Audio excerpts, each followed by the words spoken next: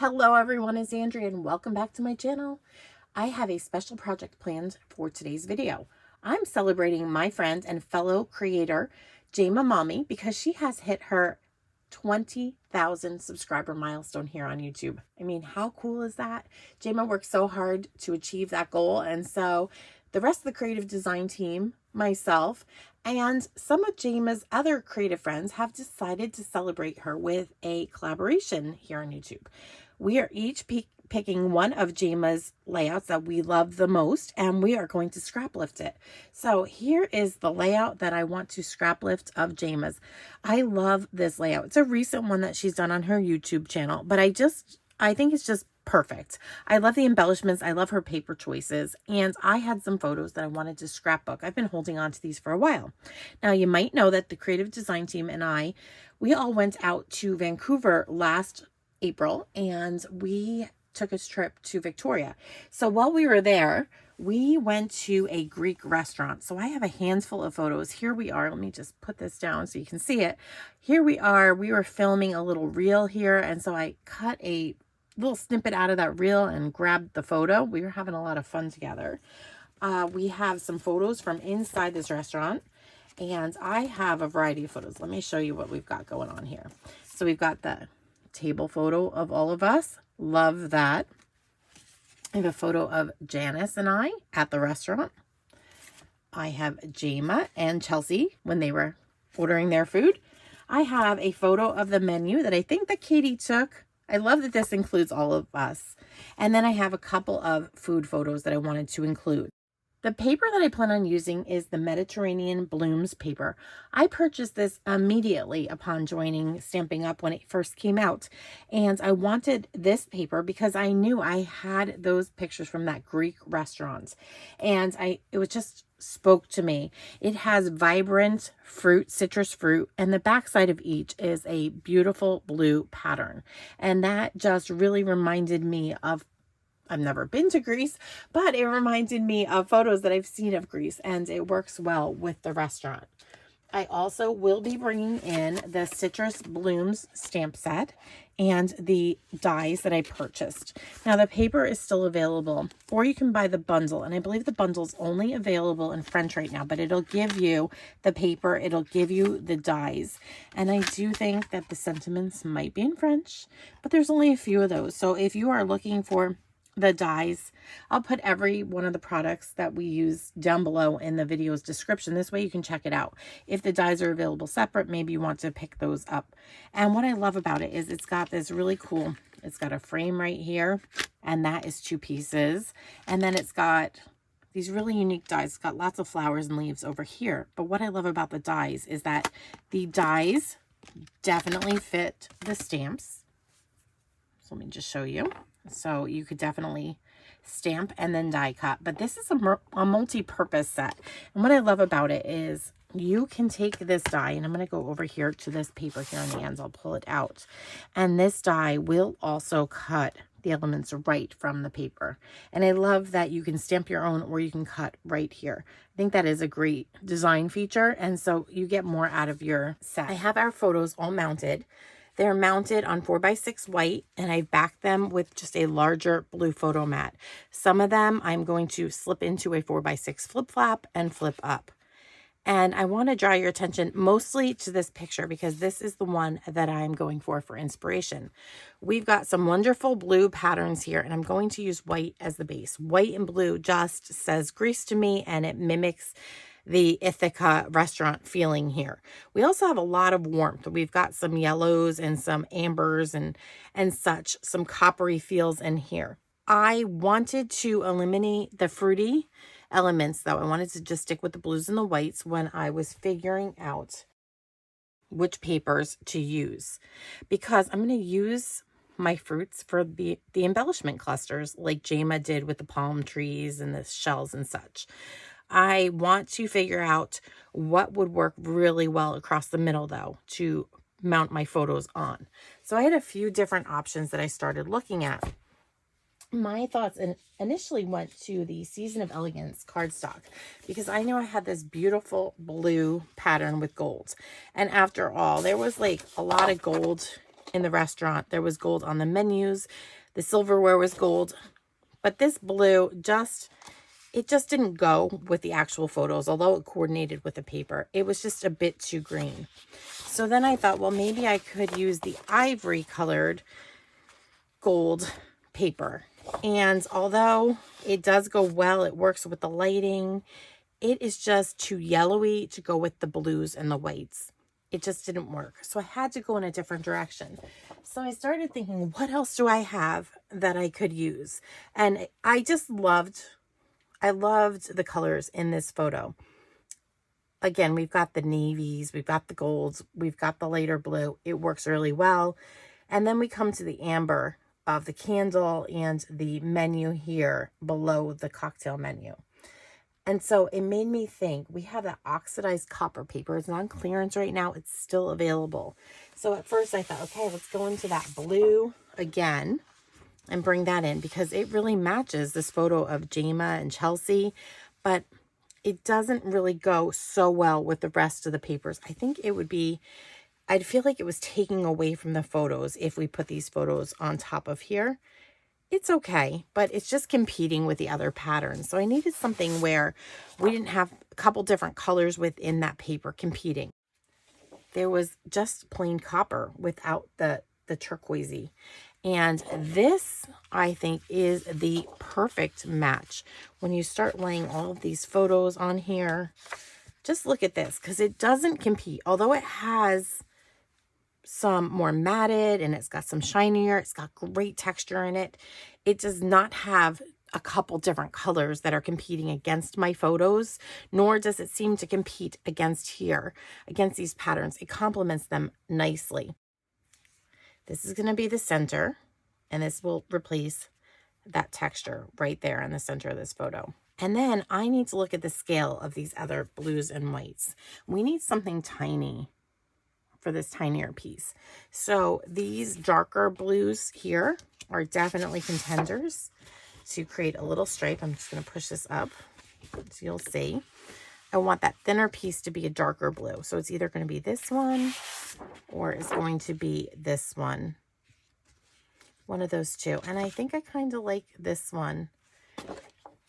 Next, I need another pattern. I need it bigger than this tiny one, because the strips are bigger. I love this big scale pattern. It reminds me of tiles, but if I need like 1.5 inches or a 2-inch piece, this is just going to be too overwhelming. It's too big, the scale. So this is better suited probably for another layout. So I'm going to set that one aside as well. And then let's look. We've got this tinier pattern, and that would definitely work. Maybe we could put a strip of that up here at the top. Let's just lay this all out. So something like that. We've got this little one here. And of course, we'll have the white border when we cut all these papers down. So let's decide on these. Now, this is a nice one. I like that because it kind of mimics the pattern up here, but yet it brings in some of that turquoisey blue that we have in the backgrounds here and on the backgrounds with Chelsea and Jayma. And then this one as well. This one's kind of fun because it is a larger print, but I think if you had a swatch that was like 1.5 inches or 2 inches thick, I think that that would work. So here's my thought. I think I might use this one. And I'm not going to measure. I'm just going to make a cut. Going to bring my paper trimmer in. And I'm just looking at where I'm going to turn it this way. Because do you see how this goes pretty much through the center? I'm going to go pretty much through the center of this one. We're going to line that up. So again, I'm not measuring this. I'm eyeballing it right in the center of those little round blue pieces right there. Now I'm going to trim this down just a teensy tiny bit.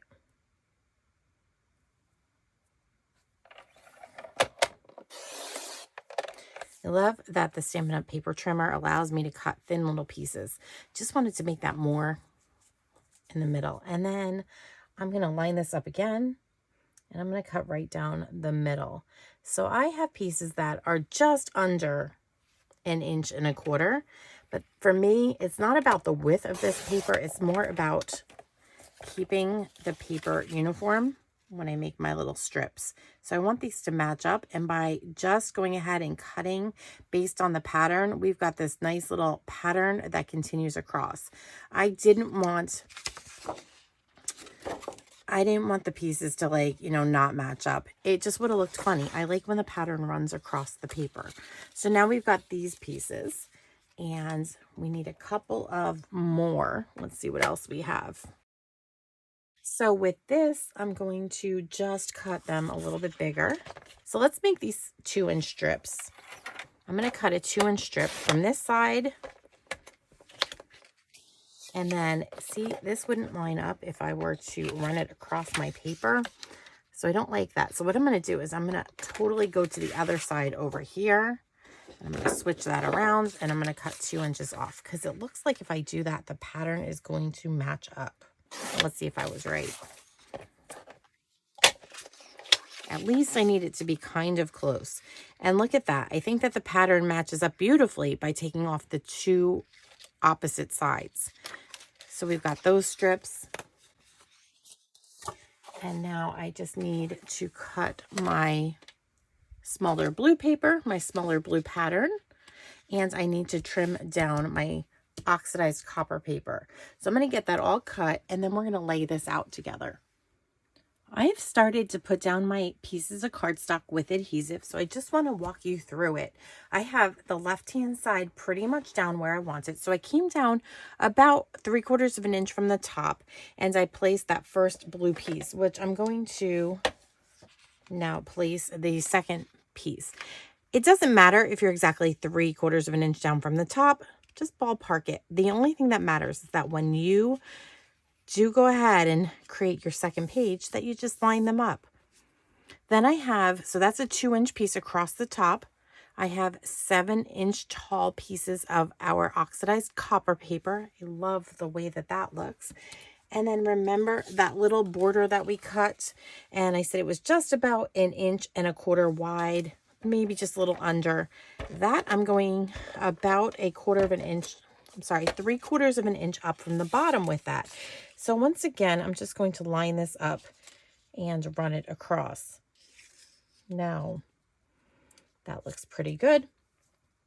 And the reason that I'm leaving that little gap is because we have that tinier blue paper. So now I have cut 3/4 inch strips of that. But remember, Jayma had a tearing kind of effect. I wanted to just create a little bit of a different effect. And what I want to do, I'm just going to slide this out of the way. Let's see if this works. I want to be able to kind of curl this paper back just ever so slightly. I don't know that I want to tear. And I know a lot of the girls, Julie is famous for doing this. She takes her strips and she puts a line of water down on them to be able to tear. I'm going to see if it works the same way. If I put a little bit of water, if it's going to allow me to play with these fibers just a little bit to bend this back. And I'm probably even going a little bit below where I plan on rolling it, because I just really want the paper to bend. So pick this up and let's see if I can curl this a little bit more easy.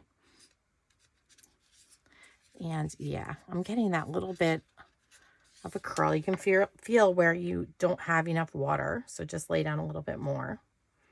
It bends much more easily where it's wet. So I'm just creating this little curly accent here. And isn't that pretty?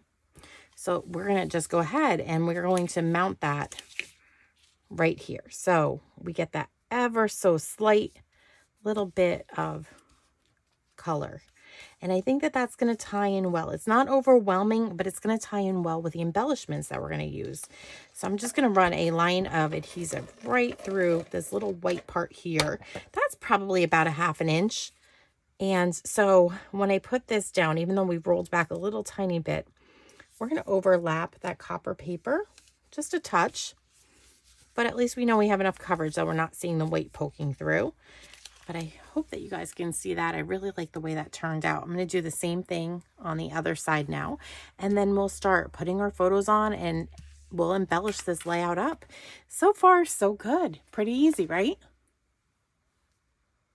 Here's our layout, and then let's look at the inspiration.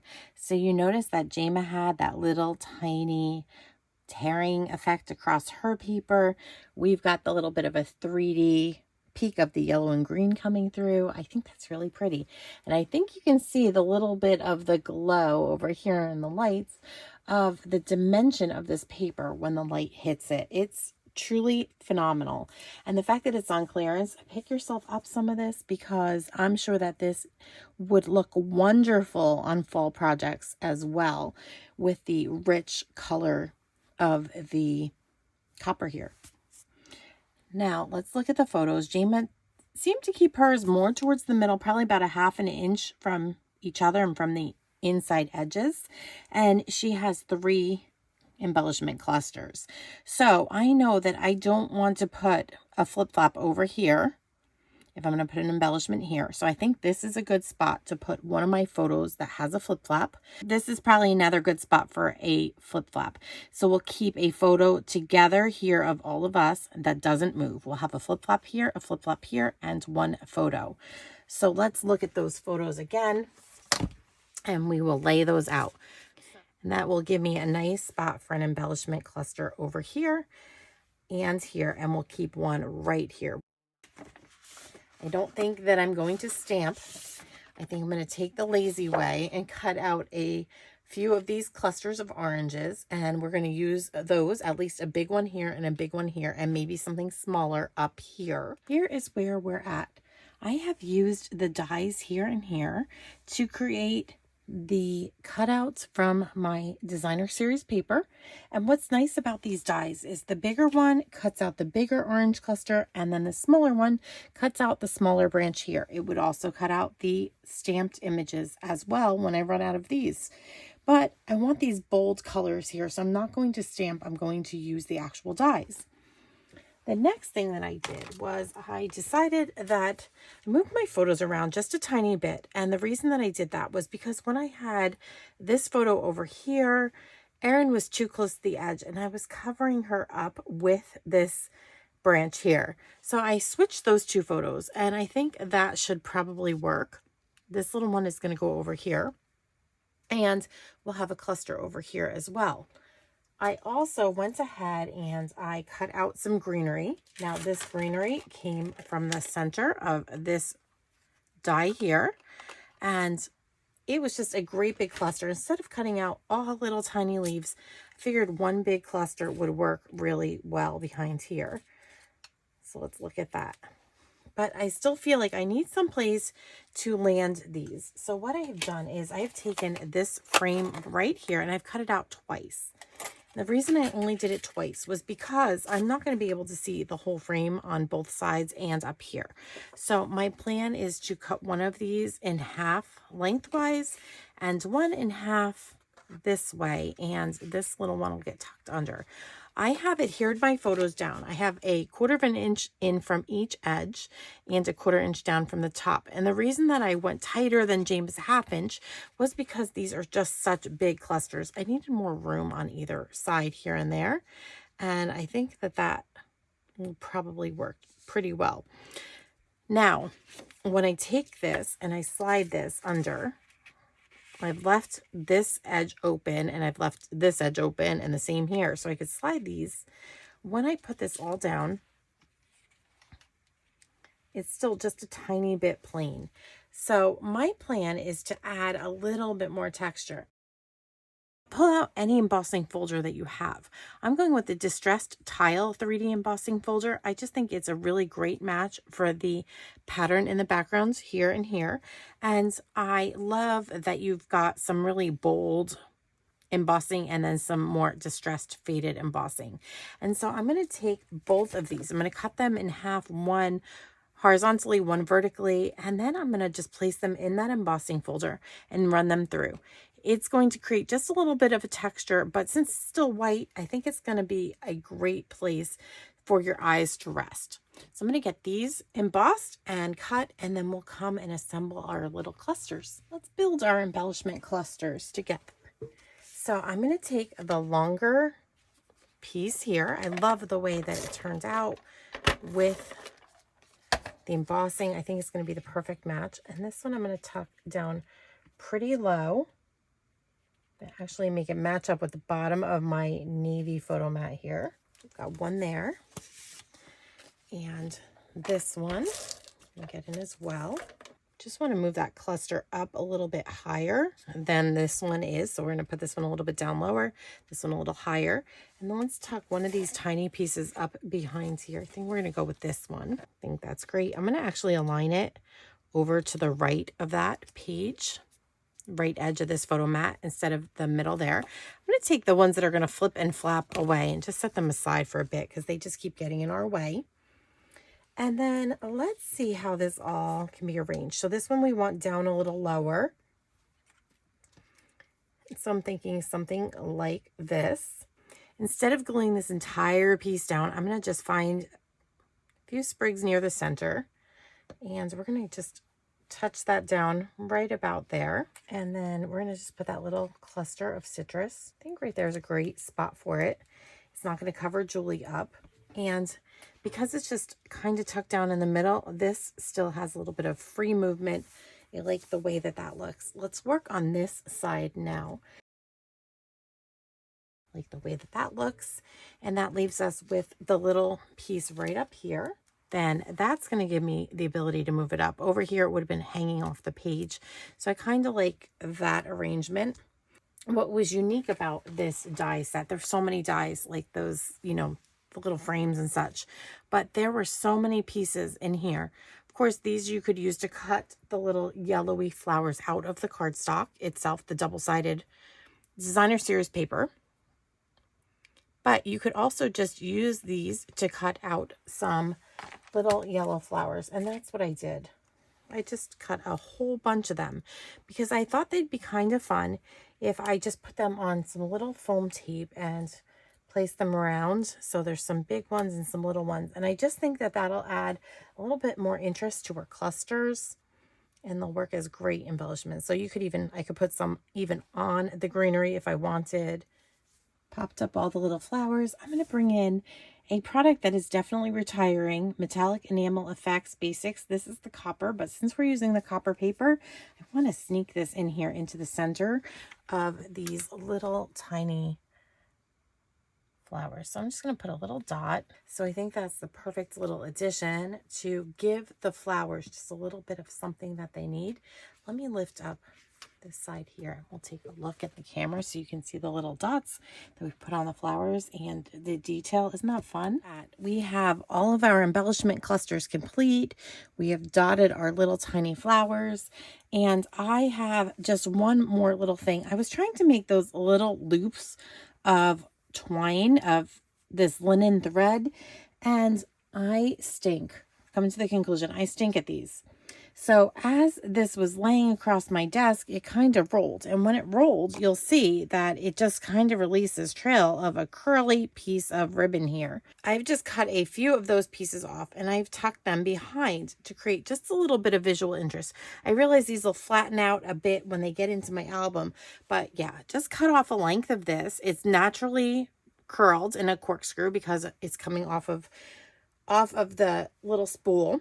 And I just simply do this. I lay it down where I want, and then I just put down a little tiny bit of adhesive in each of the areas where it touches down on the layout. So 1, 2, and then I'm going to lift up this little embellishment and I'm going to tack it down right under here. I'm going to make sure that tail ends up in the glue right there. And look at that. So we've got these little curly accents. I've shown you how to put down those little corkscrews. Let's look at everything up close. And here we go. Look at how pretty they are here in each of the clusters. I just love that it creates some movement up the page. You don't really notice it, but it's like streamers. I just think it's like a party. And the creative design team, whenever we're together, boy, is it a party. I just love the way the title came out. This is the mini alphabet dies, and I just laid them out and then backed the white onto a piece of this oxidized copper paper, and it created the perfect little title. The way that this paper flipped over, so good. Just by putting a little water down with a watercolor brush, rolled over, gave us just a little movement across the page. Love that punch of yellow there.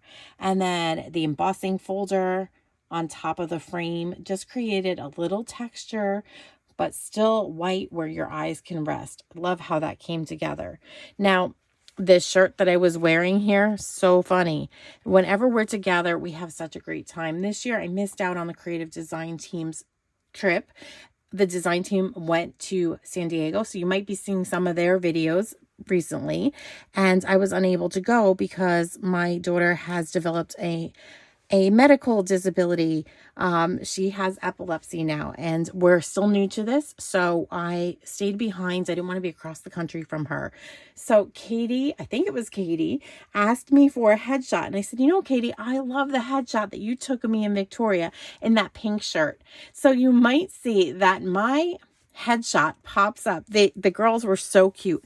They took that picture of me everywhere. So although I was not with them physically in San Diego this year, you'll see me pop up here and there on their layouts because I was definitely there. My heart and my soul was with these girls.